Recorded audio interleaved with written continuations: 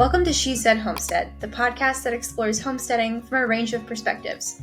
We're Sage and Michaela, two homesteaders, each with unique experiences, properties, and future goals for our homesteads. We're discussing various homesteading topics, sharing our personal experiences as women working full-time who are managing homesteads as well, and shining a light on the stories of other inspiring homesteaders. Before we dive in, be sure to hit that subscribe button so you never miss an episode. And if you enjoy our podcast, please consider leaving a review. It really helps us grow and share these homesteading stories with even more people. Hey guys, welcome back to the podcast. I'm Sage from Terra Nova Acres. And I'm Michaela from Calico Cow Acres, and we both have homesteads in Western North Carolina. Today we're talking about regenerative homesteading, regenerative agriculture, what it is, what it means. But before we get into that, tell me a little bit about what you did this week. I have been kind of trying to get back in the swing of things still from everything that happened last week with asthma and not being able to breathe things and just being at the doctors and all that. I still feel like my energy is not really back to 100%, so I'm just trying to catch up on stuff while also not pushing myself too hard. And this week has been hot again. I think it's going to be one of our last hot weeks of the summer, hopefully. But I did get around to doing some preserving. I got a ton of peppers. I've been collecting them in gallon bags in the fridge for weeks, and I finally just pulled all of those bags out, harvested all the fresh peppers from the actual garden, and I went to town with cutting them up, getting them either in vacuum seal bags, whether the bell peppers. I did a whole bunch of jalapeno ice cubes this year. I did a bunch of dehydrated, what are they called? Jimmy Nardellos. I dehydrated a whole bunch of those for seasoning, to powder up basically. And then I also ended up doing a whole bunch of herbs. So I've got pretty much all of the parsley we'll probably need for the year preserved, which is really cool. So I won't have to buy it dry, hopefully, which we still have some out there. So I'm going to keep harvesting it and keep adding it to that stash. I got a whole bunch of Tulsi, what else? Lemon balm, and a couple other kinds of basil, basically just stored for teas and stuff. So that felt really nice to get some things preserved finally. And then we pulled out some of our mead bottles and got those bottled up into individual servings, beer bottle size, 12 ounces, I think, and got those labeled in and stuff. So those are taken care of now. We can move on to cider in October and not have to worry about the mead now. I restarted almost all of my fall seeds, because we have a couple chickens that have been getting out. Opal and Cinnamon have been getting out lately, and Cinnamon usually leaves them alone, but Opal has gotten out the last few days with her, and I went out there yesterday and they were just completely gone. I've just had them under my tunnel because it's nice and shady out there, and so they were growing just fine. So I just restarted those all this afternoon and have them in the basement now under the grow lights. We're going not the easy route this time, just to make sure that they don't get demolished. And then with that, I fed the chickens yesterday, and I watched Cinnamon do her little escape routine. She literally just jumps right over the fence, lands on the wood pile, and then does her thing all day, which usually I don't mind. But I was wandering around the garden, and I saw her walk past me, and I was like, oh look, there's Cinnamon. And then I tried to follow her, and I lost her. And I was like, where did she go? So I'm looking around in all of the plants and all over the garden, and she had crawled into our lima bean patch, and that's 2 feet tall, and she's just in there and sitting in there under all of it, cozied up. And I'm like, oh, I bet she has eggs in there. So I lifted her up out of the way, and there were 6 eggs under her in there, and she wasted no time getting to those to go sit on her eggs. And it's the funniest thing, because she doesn't sit there all day. She had to get out to go check on them in the morning, and then she just wanders around the rest of the day. If we don't put her back in the run, she goes up in the tree, and we have to get her down with a rake. But yeah, she's got her whole little nest. So that was a fun discovery. I also basically reorganized and cleaned our entire basement on Saturday, I think. I just moved all of the stuff out of the way, got it all cleaned up, reorganized it all. So we actually have workspace down there because we're going to be building more canning shelves soon, and Taylor's trying to finish the joists. We're trying to get house projects done as soon as possible before our friends come visit. And so I made space, cleared off some tables, and I started to work on braiding my garlic finally. There's a whole bunch of stuff going on. I've been out in the camper painting and trying to get that ready for our friends because they're going to be staying in the camper. We're trying to make sure all of the projects in there are done where it's like safe for them to sleep in there from after the mold situation. We're remediating all of that. And then the last thing is, with trying to recover from all of the medical stuff last week, I feel like I just need to say I have eaten out like 3 or 4 times in the past week. And that is an insane amount to me. It's the most that's happened in a really long time. And it's kind of been necessary, but oh my gosh. I'm so sick of it. I'm like, I miss homemade food. Yeah. Right? Isn't that funny? Like your body just starts to like when you're used to eating homemade food, but also your own food, your body's like, no, I'm done. I'm I'm on strike. Feed me vegetables. At least that's how I feel. Yeah. Yeah, I am over it. As convenient as it is, I'm like, it's expensive and it just doesn't hit the same. Yeah. Well, I will say I feel relieved that I am now not the only one who struggles with chickens getting into their fall garden and ruining all of all of your best laid plans. I feel like every time that happens to me, I'm like, how did I let this happen again? Like at some point, it's not their fault; it's my fault. So I feel in good company now. That was the 1,000,001 things that I got up to this week. What were you up to this week? This is the season of having to preserve something every day to stay on top of it. And so that's honestly mostly what I've been doing. It's been, I have a stash of tomatoes that are ripening on my counter because if I leave them in the garden, they get eaten by bugs and they go bad. So I'm pulling them once they blush, I stick them on the counter. And so every day it's like, okay, what are the tomatoes that need to be blanched and put in the fridge until I have enough to can all of them? It's all right. Tonight, do I want to chop up some peppers and put them in the dehydrator to get that going? Do I want to dehydrate some herbs? Do I want to do some flowers and things? Like what's on the list? Even if it's not a whole event, it's at least something so that I can keep things moving.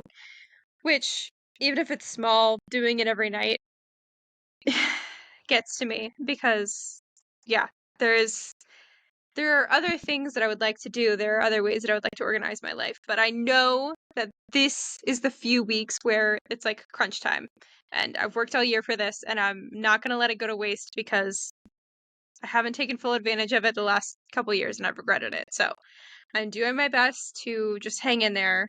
And then I'm also starting to slowly turn things over for the fall garden. So flipping some beds, things that were just weedy and the stuff that was in there first either never really produced or it's just like old and it's not going to do anything. So I'm just going to rip it out in favor of something else now. And slowly starting to transplant out my brassica starts that I sowed a while ago and then sowing, the last bits of fall seeds, like direct sowing some lettuce and doing some carrots.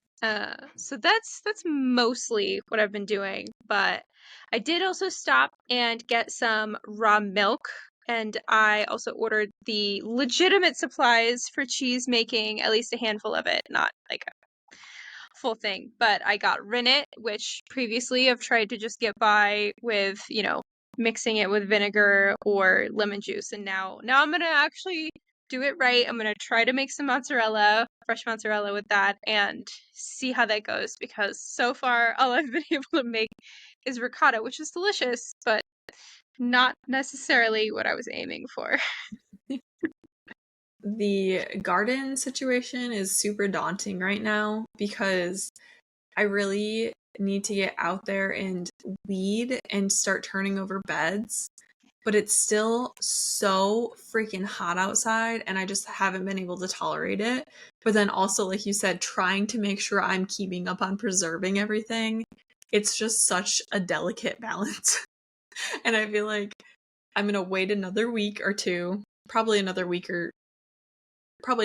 next weekend. I'm going to just try and get out to the garden, do what I can with weeding, and make sure that it's ready for my fall stuff, because the last thing I want is to have my seedlings, now that I restarted, be ready and not have anywhere to put them. So I feel ya on the preservation. I hate doing daily preservation, if I'm being honest. I would much rather do it in like huge batches all at once. That's why I just throw stuff in the fridge and I deal with it whenever I get around to doing like a couple hours at a time of it, because I can't focus like that. Yeah, it's a challenge after working for months, now you're at this point where you've got to harvest everything from the garden, you've got to preserve it, and you've got to, if you're choosing to, which most of us are, you've got to plan and prep for the fall garden and keep on top of all that stuff. It's like everything all at once after you're tired. The rest of the gardening season. Feel it. Yeah. I was going to ask if you ended up getting more weck jars. Are you going to try and do all of your canning in weck jars this year? I did get more weck jars. I got I got a different kind for dry storage stuff. So they have all kinds of different weck jars, which is really cool, but also really dangerous, at least for people like me. And so the things that I'm, drying, I'm putting in their really cool tall cylinder jars, because they're beautiful. And if I worked this hard to grow and preserve this food, you bet I'm gonna show it off. And so I have those jars for like the pantry, which are different than what I use to can. I don't think that would be practical to can, and it would just be a pain in the butt. So I have different ones for putting up things like tomatoes and sliced peaches and stuff. But yes, I did get more weck jars, and the goal is to put everything that I'm not giving away as gifts into weck jars. I think I can do it. We'll see. I'm interested in seeing how well that goes for you, because I saw you got more. I wasn't sure if it was enough to do like as much of your canning as possible in, because I mean, I don't know how much you do, but yeah, I know they're expensive, so. I don't can nearly as much as you. I will say that. I don't even touch how much you can. So it's things like jams, jellies, preserves. It's my tomatoes. I did peaches this year, which is just a fun thing because I wanted to, so I did. And if I can scrounge some cucumbers out of the garden, I'll do pickles too. But everything else gets dried or frozen for the most part. All right, let's get into regenerative agriculture. But before we really delve into the details of that, it's important to talk about conventional agriculture, because regenerative agriculture, regenerative homesteading, whatever setting you want to put that into, really came about in response to some of the longer term effects that we have seen come out of conventional agriculture. So, conventional agriculture, what is that? What are we talking about? This is, what we tend to think of nowadays in how our food is grown. The cornfields that you drive past when you're driving through Middle America, that kind of scene where it's fields and fields of one crop. It is planted by heavy machinery. It's harvested by heavy machinery. In all likelihood, there are a lot of synthetic fertilizers going into that process, and also, maybe things like synthetic herbicides and pesticides to keep it healthy.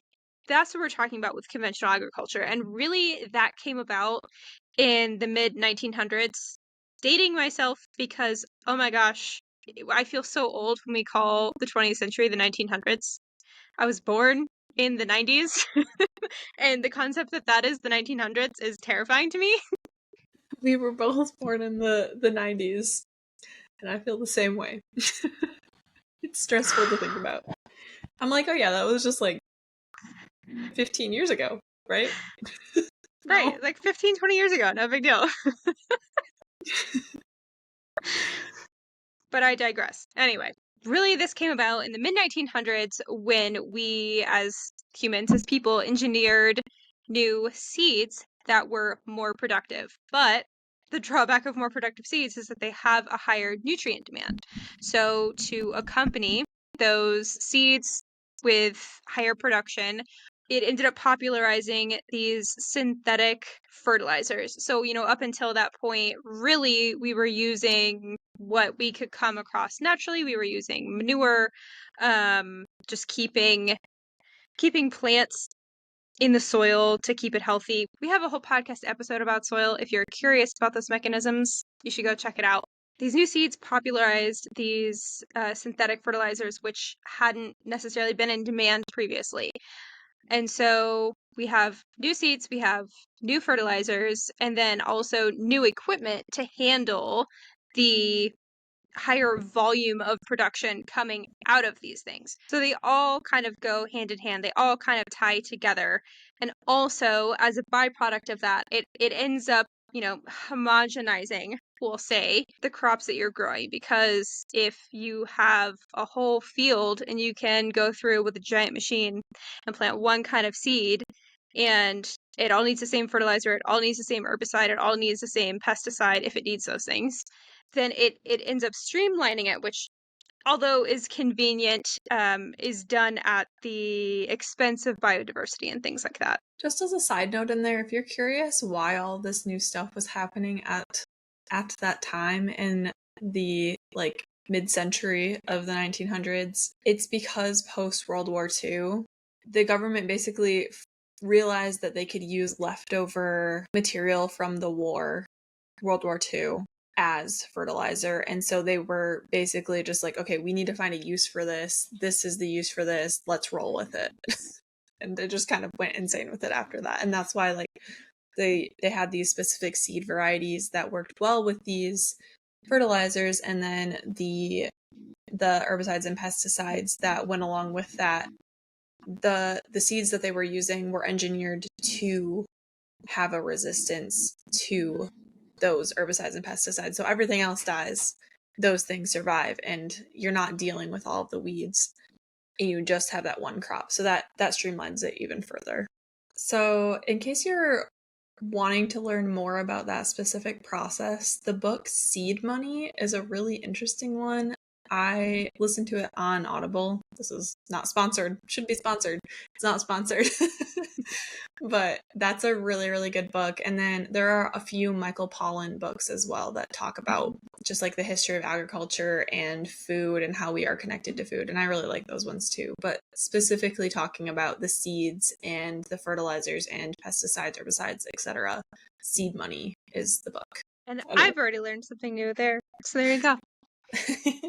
So created around those specific chemicals that needed to get used, it did create this just high input system of needing to use those chemicals because those seeds were bred to need those chemicals. They're going to continue to need them. You're going to have to keep putting that in, or you're not going to get a crop out of it. And then in order to harvest those chemicals, an industry of machinery was built specifically to kind of cater to that. So there are a whole bunch of machines that these specific companies that deal in the chemicals and whatnot that we're putting on the garden or on the farms are also financing that machinery to farmers. And so they're making more money off of them in different ways. We're not going to get into that topic.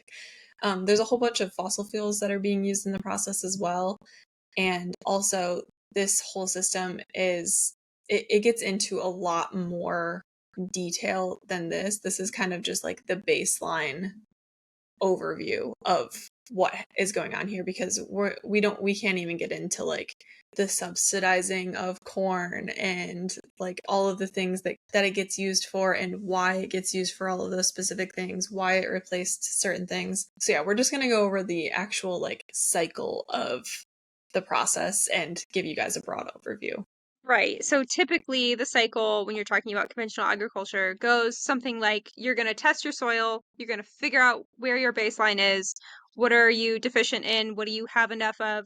You're going to figure out what you're planting there because your inputs, what you are adding to it is going to depend on the needs. If you're planting corn, that's going to be different needs than if you're planting wheat, than if you're planting alfalfa. So you are going to figure out what your soil has, what your soil doesn't have. You're going to figure out what you're going to plant. And then you're going to, you might go talk to an expert to see, what their recommendation is. And I know a lot of people who rely pretty heavily on their agriculture extension office, at least here in America. I don't know how it works in other countries, but, those are people who are there for that reason. And they have a lot of knowledge and they can calculate those things for you. So once you have figured out what you need, you know what you're going to plant. Typically, you're going to take one of those big pieces of machinery and till everything in, and that's going to both get rid of any weeds that are there and also prep the ground for seeding. And then once it's sowed, you're going to direct sow, probably using more heavy machinery, and it's probably going to be a monocrop. It's probably going to be one thing. Even if you are sowing a few different things, it's going to be a block of crop A, a block of crop B, so on and so forth. They're not going to be really intermingled because it doesn't make sense on a production scale to do it that way. And then once it's planted, you're going to, if you need to, treat throughout the growing season with those probably custom herbicides and pesticides in order to manage the weeds and the pests. And then once it is ready, you're going to harvest it again, probably using heavy machinery. And ultimately, you are most likely going to end up leaving that soil either bare totally or almost bare because you're pulling all of that material out. Let's say we're talking about corn. You're going to go through with your piece of machinery. It's going to pull the corn cobs off of the corn.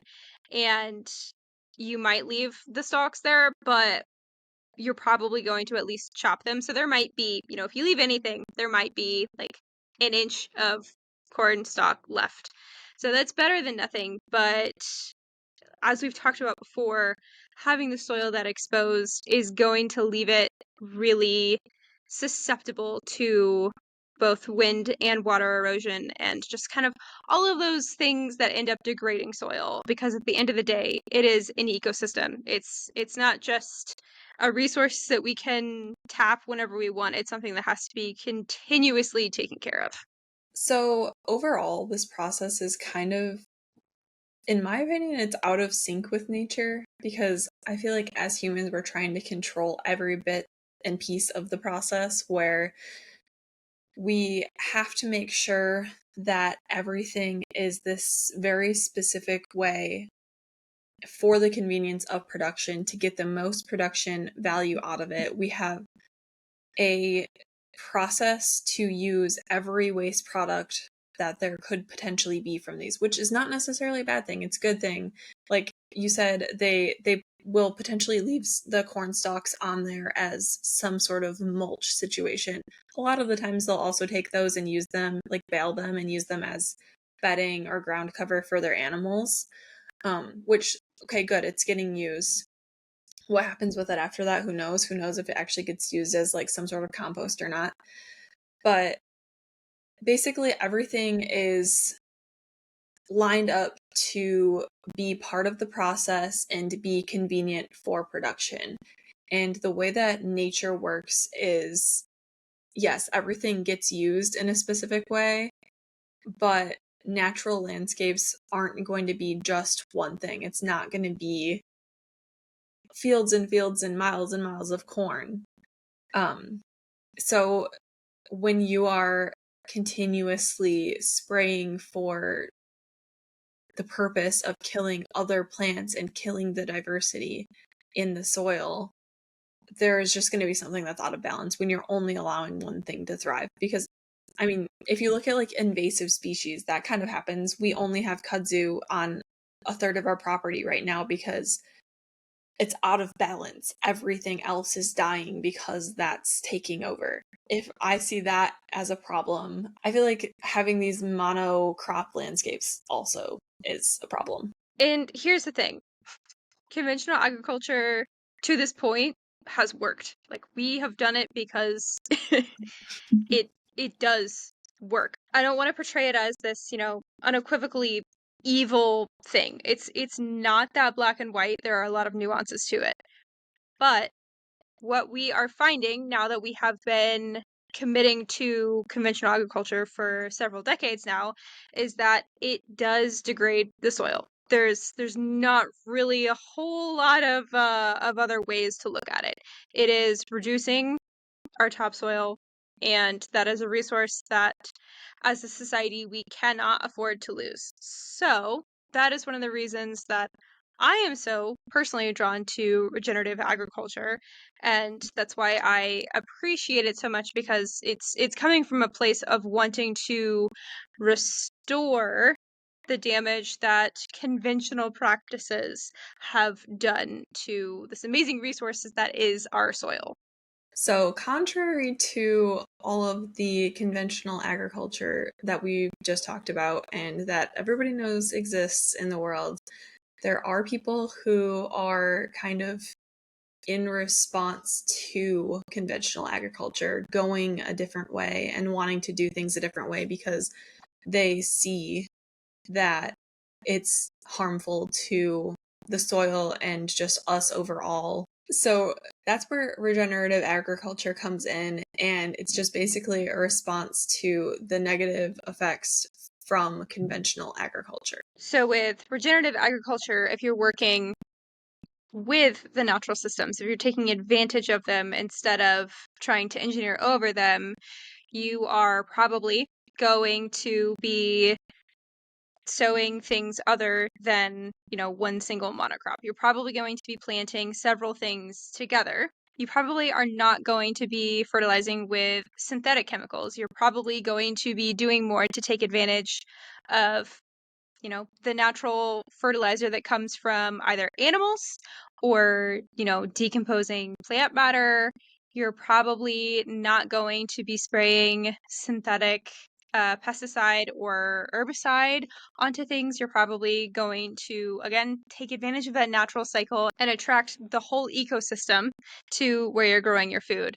And these things, they take time, especially if you are working to restore soil that's been degraded. It's one thing if you are taking a healthy plot and continuing that pattern.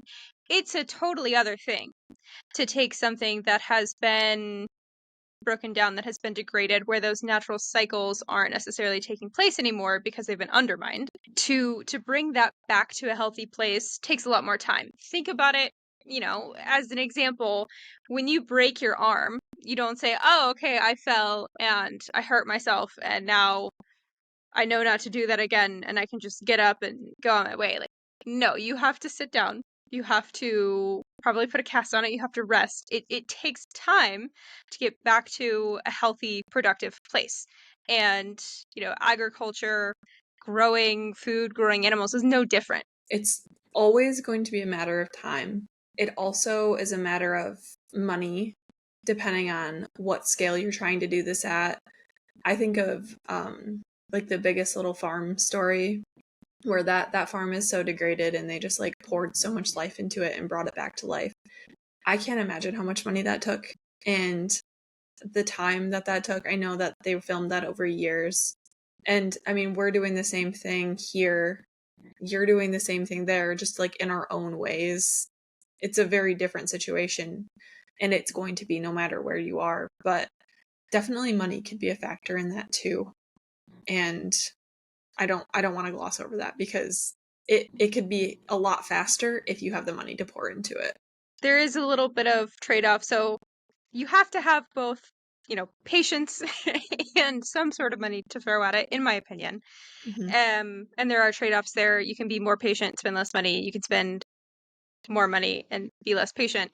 But ultimately, there is an investment to some degree of both of those things. And that is a luxury that not everyone has. And so I also want to highlight that.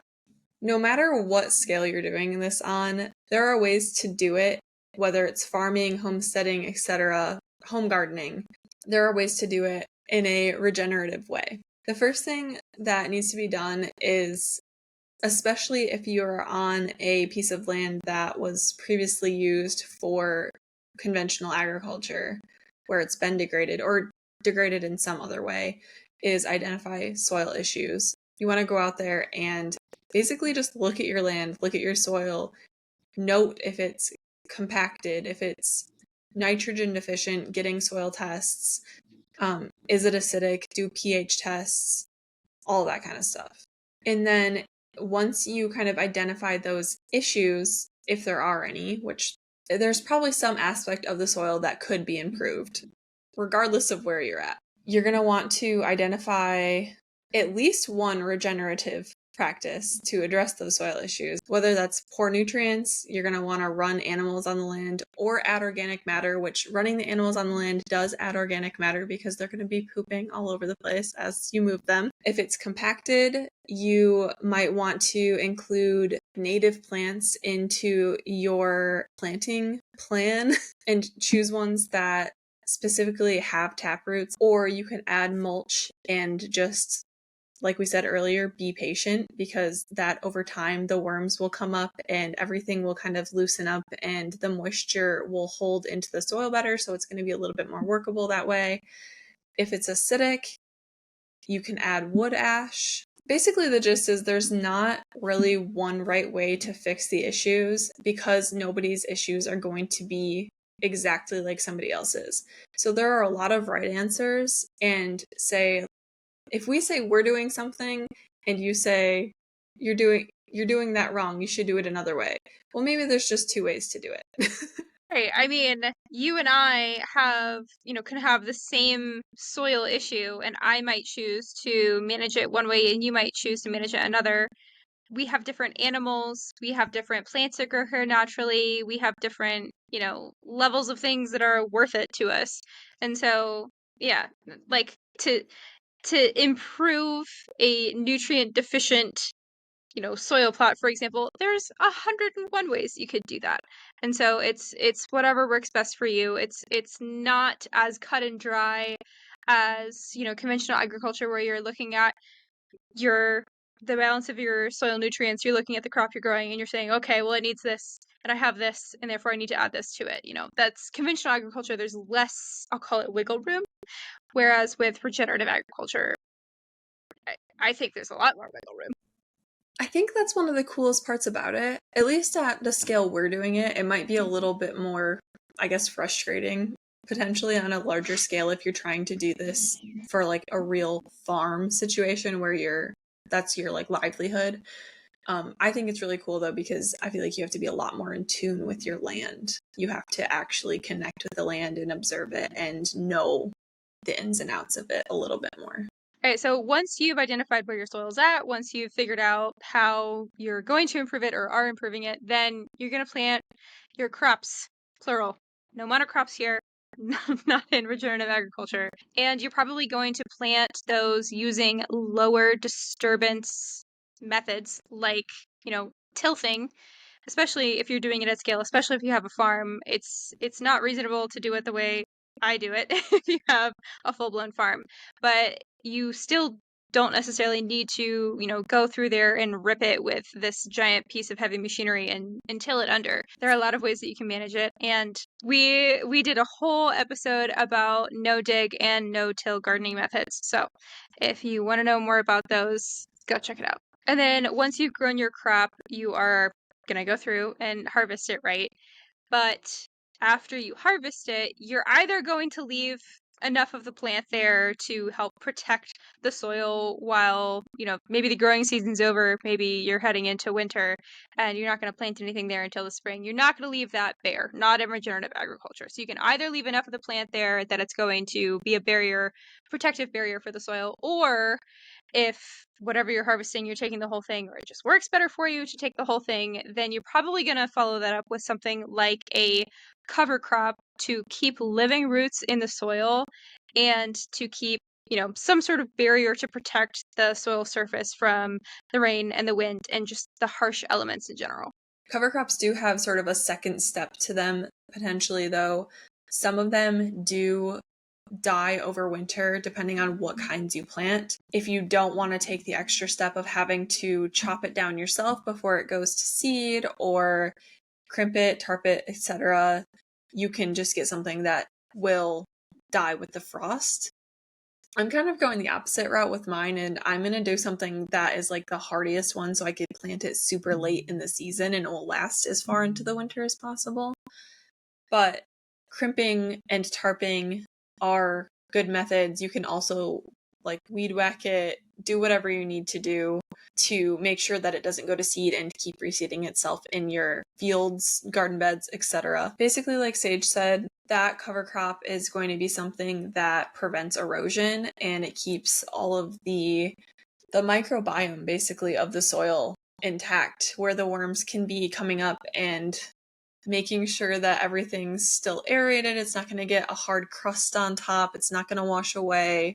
The weeds aren't going to pop through because there's not going to be room for them to do so. So cover crops can be beneficial, but I have not gotten into those yet. Yeah, we just went through how beneficial cover crops are, and I will be the first to say that I have never used cover crops because I am either keeping my plants in the soil, as long as I can manage, I'm going right up until the weather kills it, which means for most cover crops, it's too late to plant anything at that point. Or I've been so terrified that I'm not going to be able to terminate it correctly, and then my garden space is just going to be like a clover patch.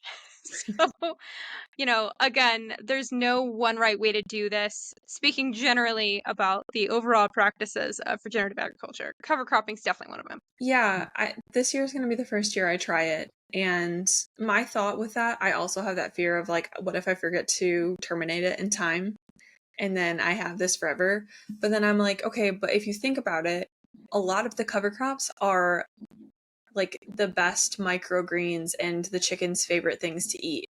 And so I could just let them into the garden and that will be demolished. That's what we put in their salad bars. So they'll be demolished within a couple days if I put them out there and I need it gone. So I'm not too worried about it now that I kind of connected those dots.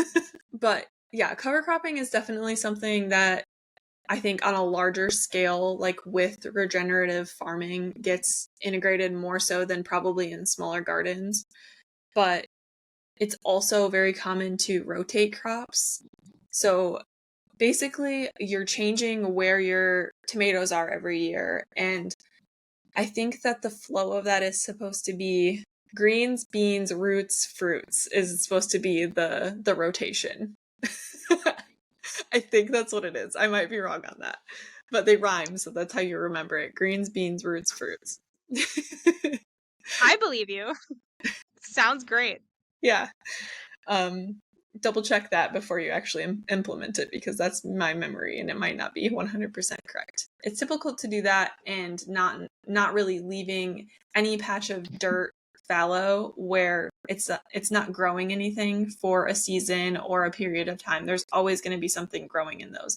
So you're rotating them so the nutrients are kind of cycling and getting a chance to relax from the heavy feeders, put nitrogen back into the soil while you're rotating those things, because those crops add different things to the soil. They take different things from the soil.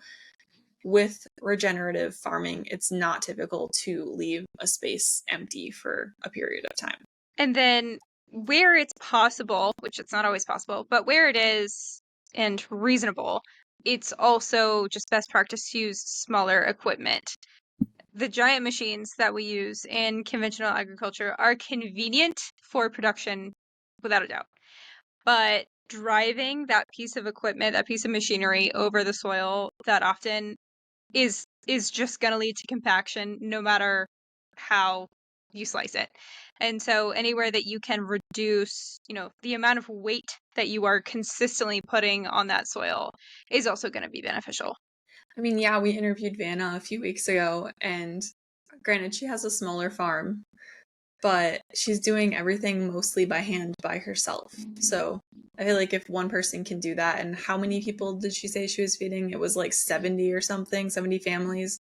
It was a lot. It was a lot. And that's not even like the farmers markets and stuff. So if she can do that, I feel like it's definitely a possibility to use minimal equipment.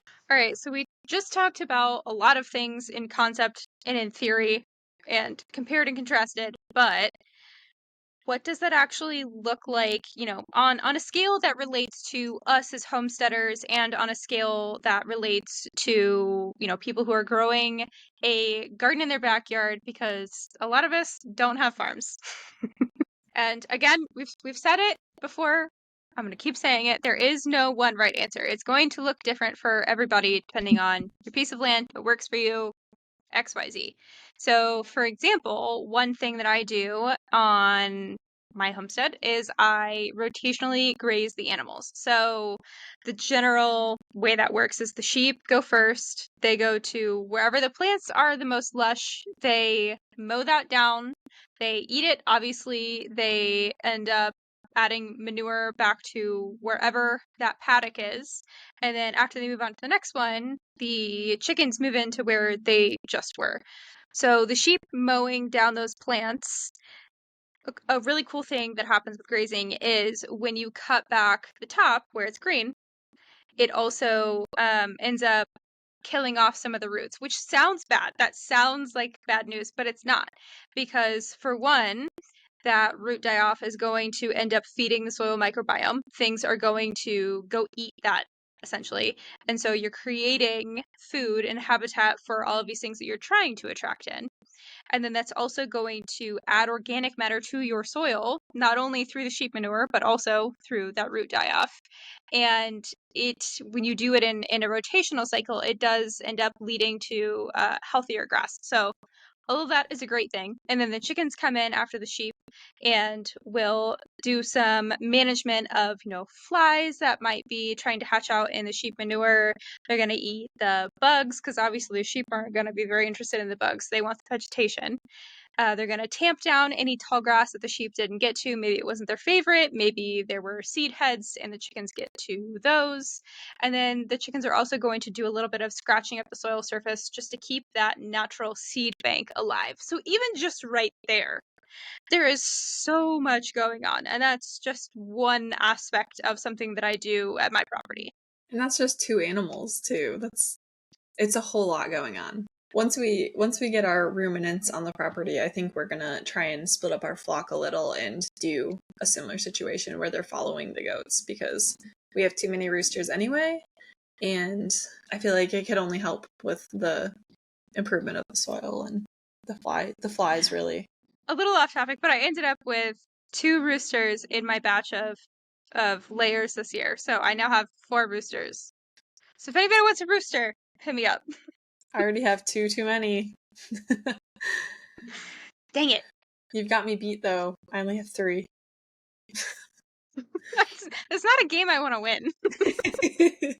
So in terms of the garden, there are some things we also implement. We've talked about this so many times, but keeping mulch on the beds is something that really, really is beneficial for so many reasons.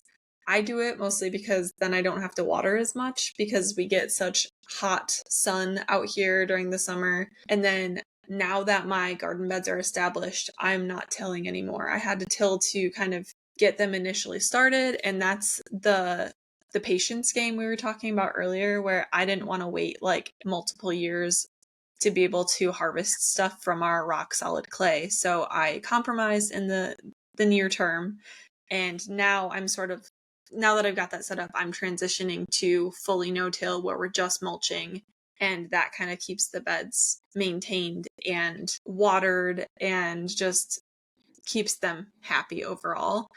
And then something else I know, Sage, you do is keeping your chickens in your garden area over like the winter and early springtime. Something I do is put them in my garden in the fall to clean up, because I want them to kind of tear out any extra plants that are left, do their thing, scratch, get any bugs, hopefully get the vine borers out of the ground so that they're not terrorizing me next year. And then, like I said, if I do the cover crop this year and I forget to terminate it in time, or if I'm ready to terminate it and I don't have other stuff planted in the area, maybe I'll just let my chickens in there for a snack in the spring and they can do it for me. And then something we both do is using compost. I definitely don't use any synthetic fertilizer. I don't know if you do or not, but compost is definitely my first go-to. in terms of if something looks sad, if something looks just not right. Compost will solve a lot of your problems, and so that's one of my default solutions to sad plants. Yeah, when we first moved here, I got a couple boxes of like organic fertilizer, and that I've decided I'm not doing that ever again because I think it does help, but it's so expensive. I might as well just buy the compost and not have to worry about managing multiple things. So I don't really see, like, I would much rather just use compost, especially now that we could potentially make more of our own compost with the chickens if we start being more intentional about that. And I did order some minerals. I have a mineral mixture that I've been adding to the soil this year to try and benefit that a little bit more and try and get that built up, because we have an issue with calcium and some other things like really bad. So I'm just trying to see how that works, but that's again like an organic situation where I trust where it's coming from, and other than that I just put compost and mulch. So again, there's more than one right answer. yeah. I'm gonna say it one more time for the people in the back. And also, like, I'm at a point where I'm just trying to experiment and see what works best for me as far as like money and time, and just like having to put things on the garden, like remember to go out there and to do this every few weeks. I don't have time to go out there every 2 weeks and like spray fertilizers or whatever on my garden. I just don't. So if I could just throw compost on it, that's so much easier. Another thing that I do is our ducks. I pretty much let them free range throughout the day for the most part, as long as they're not going into the front yard and trying to go up into the driveway and be naughty. I just let them be in the garden throughout the day, and they just snack on bugs and hang around, eat whatever they can find, but they don't really mess with my plants too much. And they poop all over my garden, and duck poop is like fertilizer on steroids. It is so good for your plants. I will literally, it smells so bad, but I take the little kiddie pools that we have their water in before I dump them out to refill them every few days. I fill up my watering can over and over and over and over and just go pour it on all of my plants. And that supercharges things. It's wild. If you look at the hill below our chicken coop and our duck run, the chicken coop grows like a foot every few days. The duck coop is like double that. It's wild. So if you are interested in ducks at all, or if you have ducks, definitely utilize that as a resource, because that poop, that's some good poop. All right, and then what about like a home gardener? Maybe you don't have animals, maybe you don't have these extra things to tap into. You can still implement these regenerative practices. It just might look a little bit different for you. So you can still do the no-till, no-dig methods of cultivation. You can still use mulch to keep the ground covered. That's going to be a huge help. Even if you can't do that, just covering it with some sort of tarp, if that's all you can do, is also gonna be a huge improvement to just leaving things bare. And, say you don't have enough space or enough waste to create a big enough compost pile to actually compost. I think it's got to be 3 feet by 3 feet by 3 feet, right? That's the It's got to be ideal like size. volume wise, Yeah. 27 cubic feet, which that's actually a lot of material. Like I struggle to get my compost piles big enough to compost. So, say that you can't do that. That's totally fine. You can they have, I forget what they're called, but they're like little tumbler things that you can get for your backyard, and you can compost that way. You can just bury the food scraps straight in your garden and feed the worms. You don't even have to worry about getting another piece of equipment or managing it. You could do a worm bin. I forget about that. I've done that, and I forget that that's an option. Yeah, you can I get want to do that again. They make I don't know what they're called. I think they're called like sub pods or something, where you like, it's a worm bin that you stick into the soil of one of your garden beds, and it kind of just like continuously feeds them. So it's like a little trash bin in your garden bed for your compost. So that's something that has always intrigued me. I also really love the idea of doing worm bins, even if you have a large scale garden. I want to do it on a larger scale in like an old freezer or something at some point again, or an old bathtub. I don't know, something like that. But you can definitely do that on a small scale. We did that when we lived in the camper. And then I think one of the other good ways to implement these practices in the home garden would just be to companion plant, to manage your pests, to help the plants benefit each other nutrients wise. Again, another shameless plug. We have an episode on this, so how many times have we said that in this episode? Go listen to our other 3. episodes. Yeah, we do. We have a lot of episodes on this kind of stuff because we've been trying to cover these basic things, and now a lot of this is going to start tying back to those. So, yeah, companion planting. And if you don't have time to listen to 3 full-length episodes, we also have free PDFs on our landing page for you guys to reference. So if you don't want to take the time to go through and listen to that episode, you can still go check out those free resources too. Yeah, and that is linked in the description below. Thanks for joining us on this episode of She Said Homestead. We hope you enjoyed our chat. Before we say goodbye, we'd love to hear from you. Send your homesteading stories to us at shesaidhomestead@gmail.com. We can't wait to share them on the air. To stay connected, follow us on Instagram for updates and sneak peeks at what's coming up next. If you like video podcasts, make sure you subscribe to the She Said Homestead YouTube channel too. We can't thank you enough for being part of the She Said Homestead community. Until next time, happy homesteading.